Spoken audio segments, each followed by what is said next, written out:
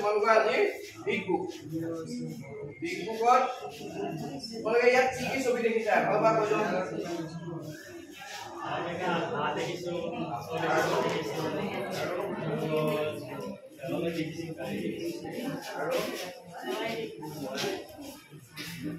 তোমালোকে কমিক্স পঢ়িছানে নাই পঢ়া কমিক্সত যেতিয়া ভাবে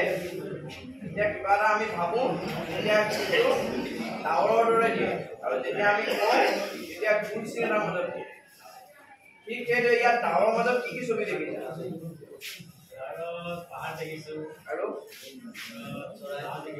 আৰু আৰু কাৰ ওপৰত দেখিছা এই ৰাজহাঁহ দুটা আছিলে এটাৰ নাম আছিলে তোমালোকে নিজে নিজৰ নাম নিজে এটা নাম দি ল'ব পাৰা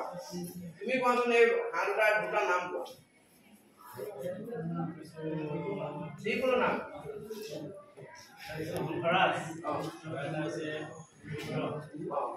শংকৰদাস আৰু শুভ্ৰ এই দুটা